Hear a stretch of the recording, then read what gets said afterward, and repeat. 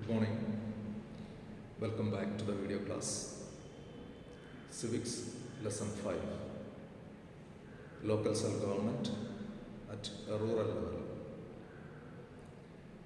The previous class we were discussing about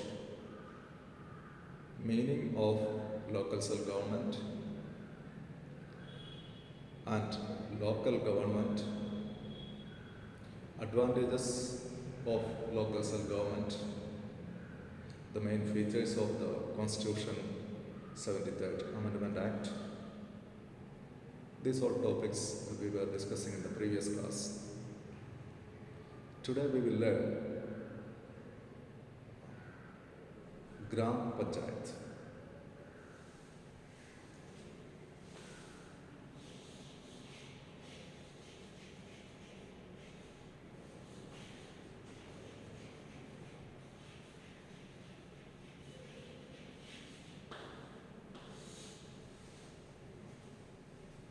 Yes. Today's topic is Gram Panchayat. We are following a three-tier system of Panchayati Raj. And the three-tier system of Panchayati Raj, three levels of local self-governments are functioning in the three-tier system of Panchayati Raj. That is why it is called a three-tier system. Three levels of local self-governments are functioning. So the base level local self-government is the Gram Panchayat or the village Panchayat. So the three constituents of Panchayati Raj system are, Panchayati Raj system in a rural level are Gram Panchayat, which is working at a village level, Panchayat Samiti, that is working at block level, and Jilla Parishad, it is working at a district level. So these are the three levels of local self-government. These local self-governments are having different names in different states, but the formation of these governments are almost having a uniformity. So today we will discuss about Gram Panchayat. What is Gram Panchayat? Gram Panchayat is the local self-government formed for villages or at a village level. Normally for every villages there is a Gram Panchayat. If the village is very small, then combining 2 or 3 villages together, a local self-government is formed for these villages. But if the village is big enough, then for each village there is a local self-government or the Gram Panchayat. So in case of smaller villages, combining 2-3 villages together, a Gram Panchayat is formed. And the size of Gram Panchayat is vary in different states. Normally the size of a Gram Panchayat should be 5 to 31 members. The composition of Gram Panchayat is composed of 5 to 31 members. But in different states, the number of members are different. So the normal case, the number of members of Gram Panchayat is between 5 to 9. 5 to 9, that is the, in normal cases, the number of members in the Gram Panchayat. But it can be or it should be between 5 and 31, minimum 5 and maximum it should be 31. That is according to the size and population of the state, the number of members increase or decrease. Anyhow, it should not be less than 5 and it should not be more than 31. And generally we can see the number of members in the Gram Panchayat is between 5 and 9. So composition is a Gram Panchayat is composed of a minimum 5 to maximum 31 members, but generally the number of members is between 5 and 9. That is the composition. And for each Gram Panchayat, there is a Sarpanch, a president. A head of the Panchayat is called a Sarpanch. And the members of the Gram Panchayat are called Panchas. In order to assist the Sarpanch, there is a Vice Sarpanch or Up Sarpanch. So in your, if you are observing in your local level, you can see the Panchayat, the villages are divided into wards, and for each ward there is a representative or a member, and this member from each ward is called a Panch. And the election of this Sarpanch, Vice Sarpanch is different in different states. In some of the states, the Sarpanch is elected directly by the voters, whereas in some other states, the Sarpanch is elected indirectly by the Panchas, elected members of the Gram Panchayat. So election of Sarpanch, it is direct, it can be direct or indirect. In some of the states, Sarpanch is elected directly by the people, whereas in some other states, the Sarpanch is elected by the Panchas or the elected members of the Gram Panchayat. And who elects these Panchas or the members of Gram Panchayat? The members of Gram Sabha or the Gram Sabha elects the Panchas or the members of the Gram Panchayat. And what is a Gram Sabha? Gram Sabha is the body of voters who participate in the election of members of Gram Panchayat.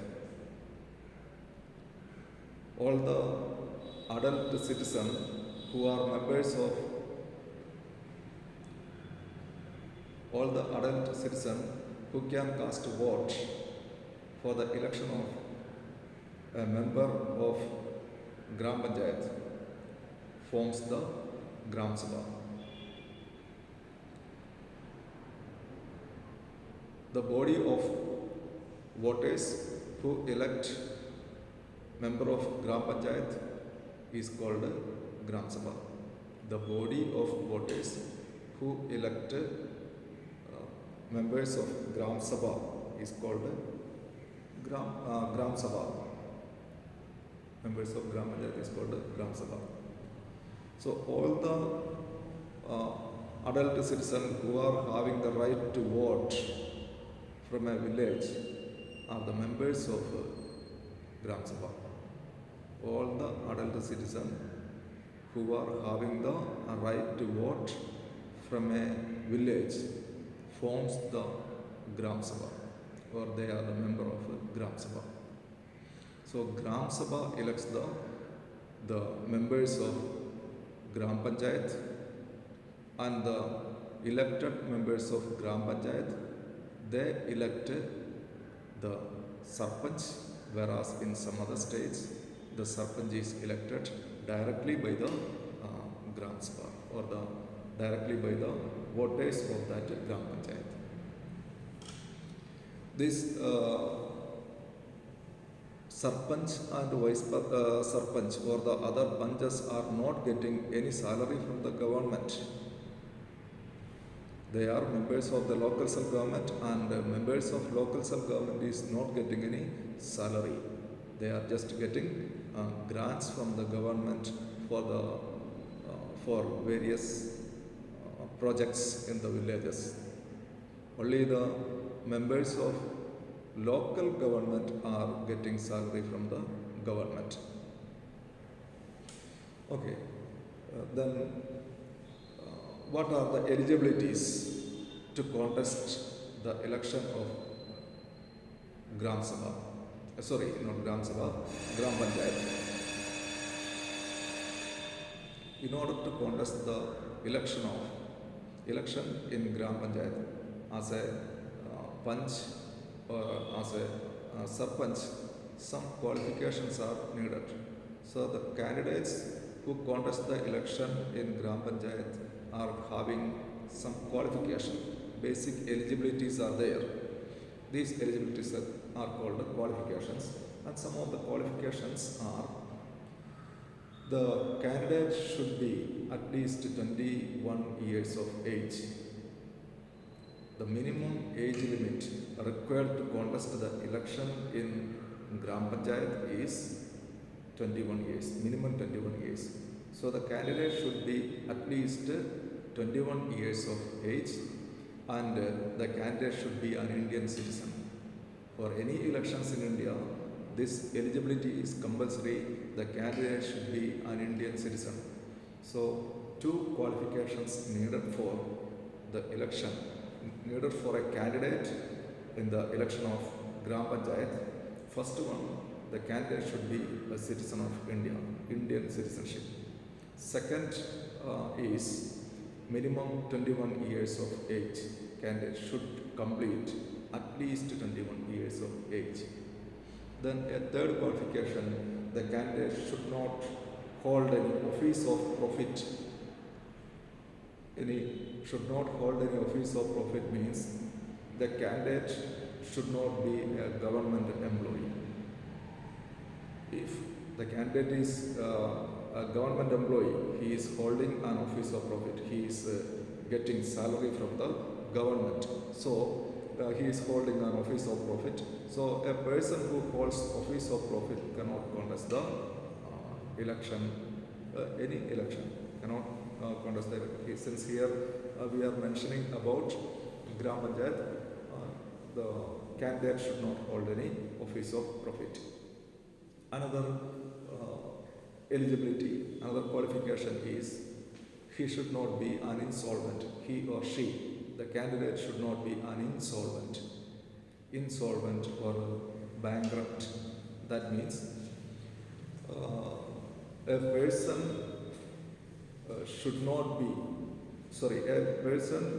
should be able to meet his financial needs.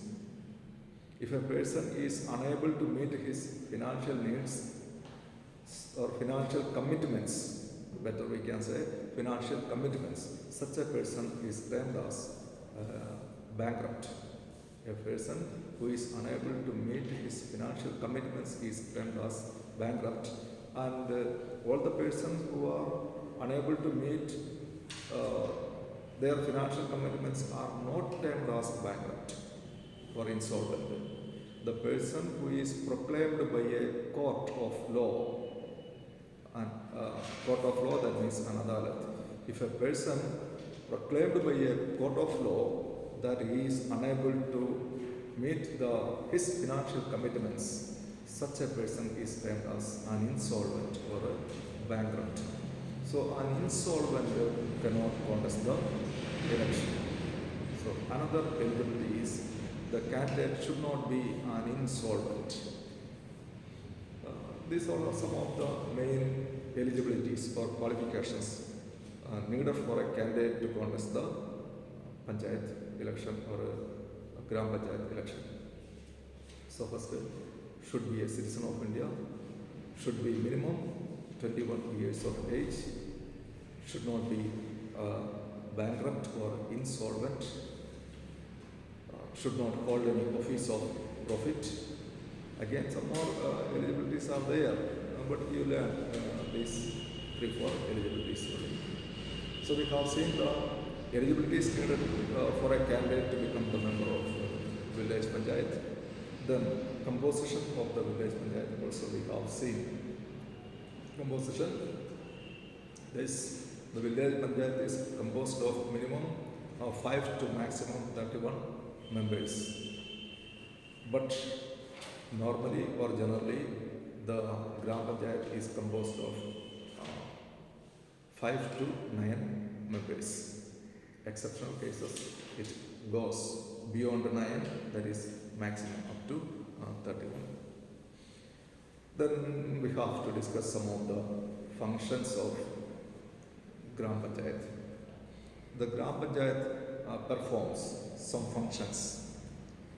Some of the functions of Gram Panchayat are mandatory, whereas some other functions are not compulsory. So compulsory functions are there and optional functions or voluntary functions are there. Then some judicial functions are also there. Gram Panchayat performs 3 types of functions. One is compulsory functions, second one voluntary functions, third one judicial functions. The compulsory functions are termed as administrative functions. Okay, administrative functions. Social and economic functions are there. These social and economic functions are not compulsory. They are voluntary. If the Gram Panchayat is having sufficient funds or money, the Gram Panchayat can perform some functions. Such functions are termed as social and economic functions or voluntary functions. And a third one is judicial functions. That is the functions of Nyaya Panchayat. So first we discuss about the compulsory functions or administrative functions. Some of the compulsory functions of Gram Panchayat. First one is maintenance of roads, or we can say to undertake public welfare activities. Undertake public welfare activities such as construction and maintenance of roads, bridges, canals, water tanks, wells, etc. Construction and maintenance of roads, public wells, tanks, bridges, canals, etc. So in short, you can say undertaking public welfare activities. Okay. Then another one is maintenance of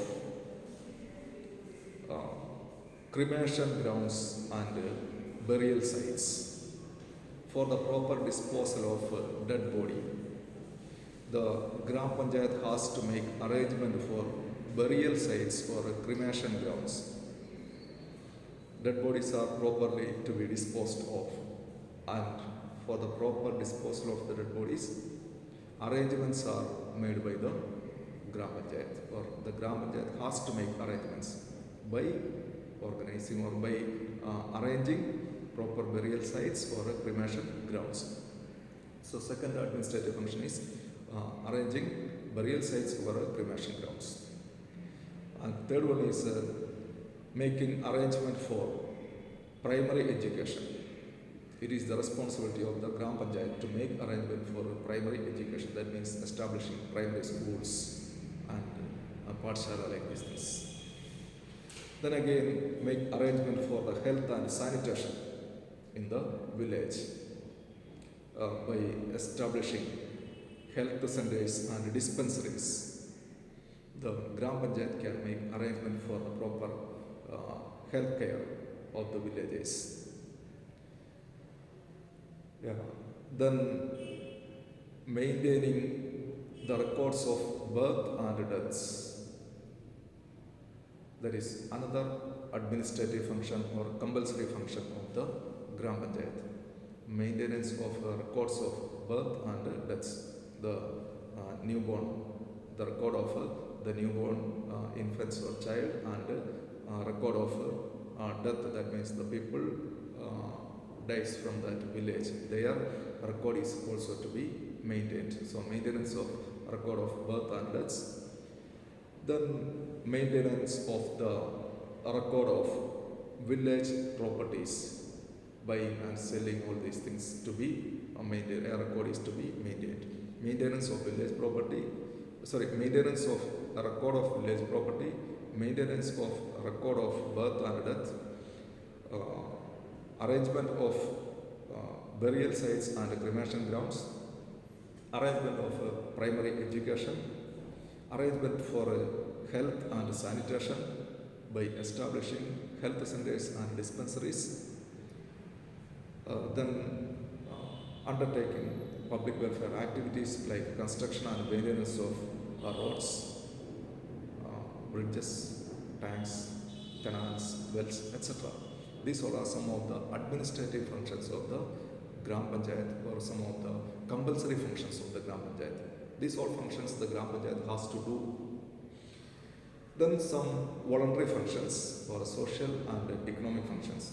If the Gram Panchayat is having enough fund, enough money, then the Gram Panchayat can undertake some other activities. But these are not compulsory because according to the financial condition of the Gram Panchayat, it is up to the Gram Panchayat whether the Panchayat can undertake or not. If it has money, then it can do. Or if it is not having money, it is not compulsory for the Gram Panchayat. Some of such voluntary functions of the Gram Panchayat. One is make arrangement for mela and fair. Okay, fair, that means mela only. Okay, make arrangement for melas or fair, make arrangement for exhibition and construction of public libraries, organizing exhibitions, organizing melas or exhibitions and fairs, construction of public libraries, then arrangement or construction of guest houses, then construction of parks, gardens, then playgrounds and the other recreation facilities, planting of trees, making arrangement for fair price shop in the village. So these all are some of the voluntary functions of the Gram Panchayat or social and economic functions of the Gram Panchayat. And besides this, one more function is there, that is judicial function. 3 types of functions are there. So the third type of function, that is judicial function. So the judicial functions of Gram Panchayat is seen by another body that is called Nyaya Panchayat. Nyaya Panchayat is a dispute resolution body functioning in Panchayati Raj system. Nyaya Panchayat is a dispute resolution body working in Gram Panchayat, in a Panchayati Raj system. Dispute resolution body means settling the dispute. Nyaya Panchayat settles the dispute among the villages. That is why it is called, Nyaya Panchayat is also known as village adalat or village court. This Nyaya Panchayat is not functioning in all the states of India. In some of the states, Nyaya Panchayat is functioning. And its functions are, it settles the dispute among the villages or between the villages. Some advantages are there due to this Nyaya Panchayat. The Nyaya Panchayat are providing speedy and fast jurisdiction or settles the dispute between the villages in a very speed and fast way. And there is no expense for settling the matters or disputes in Nyaya Panchayat. Normally, if there is a dispute between the villages and if the dispute is going to a law court, it will take money and it will take time also. We have to arrange an advocate for trying the case in the law court, and the advocate is charging fees and court fees are also there. So it is expensive and it is taking time also. Whereas the Nyaya Panchayat settles the dispute in a speedy way and without any expense, because there is no advocates functioning in the Nyaya Panchayat. So first advantage, it is providing fast and inexpensive jurisdiction of justice. Then normally in the Nyaya Panchayat there is no severe punishments. Normally the disputes are settled in mutual understanding or mutual compromise, and sometimes punishments are also given, awarded, and the punishments are just some fines, imposing some fines, penalty. Okay, maximum 100 rupees fine is imposed for this, imposed as the punishment. So, since no severe punishments and no much harassments, the disputing parties in the Nyaya Panchayat, they are also feel satisfied. There is no feeling of jealousy or enmity between the disputing parties after the dispute is settled. Then no advocates are there. Then the members of this Panchayat Samiti or Jilla Parishad or the other elected bodies are not members of this Nyaya Panchayat. Normally this Nyaya Panchayat are its activities are conducted by the village heads or the elderly people of that village, and their decision is final. In normal cases, no appeal is allowed against the judgment of the Nyaya Panchayat. The decision taken by the Nyaya Panchayat that is final, and against the decision of the Nyaya Panchayat, no appeal is gone. But according to the Panchayat Act, appeal can be made against the judgment of the Nyaya Panchayat. Okay, that's all about the Nyaya Panchayat. So just understand that Nyaya Panchayat is an organ or a body functioning at the village level in order to settle the dispute between the villages. So this body is called Nyaya Panchayat, and this Nyaya Panchayat settles the dispute between the villages in a speedy and fast and inexpensive way. Okay. Normally punishments are not awarded in the Nyaya Panchayat, and if punishments are awarded, that's also just a fine of some small amount or 100 rupees, like that. Fine is for the a nominal fine is imposed, that is the punishments awarded in the Nyaya Panchayat. Normally the matters are settled, the disputes are settled through compromise. So that's all about the Nyaya Panchayat. So today's topic is also over. We are just finishing. With this, there is only some of the functions of the Nyaya Panchayat you have to learn. Not functions of Nyaya Panchayat, functions of Gram Panchayat you have to learn in this class. Functions like your homework is, what else you have to learn? Your homework is just note down. First one, composition of Gram Panchayat. How Gram Panchayat is composed. It is composed of one sarpanch and some other panchas. The number of panchas is varied from state to state. A minimum 5 and a maximum 31, but in general case it is between 5 and 9. Okay. There is a sarpanch, a vice sarpanch in the Gram Panchayat as the official bearers. Then eligibilities or qualifications for the members of the Gram Panchayat. Okay, 3-4 qualifications we have learned. The term of Gram Panchayat. The term of Gram Panchayat is 5 years. Once the election to the Gram Panchayat is conducted, the members are elected for a term of 5 years. Okay, term of Gram Panchayat, that is 5 years. Then the functions of Gram Panchayat, there is administrative functions, then social and economic functions, and judicial functions. 3 types of functions. Administrative functions are compulsory functions, whereas social and economic functions are not compulsory, that is voluntary functions. Why it is voluntary? If the Gram Panchayat is having sufficient funds, it can undertake the voluntary functions. Okay, and judicial functions, that is to settle the dispute between the villages. There is a body functioning under the Gram Panchayat which is called Nyaya Panchayat. Okay, that's all about Gram Panchayat. You learn this homework. Learn it. You need not write. It is not compulsory to write. You can write the question answers after completing the lesson. Okay. Now you need to learn this homework. Okay. Read well and learn the homework. Thank you.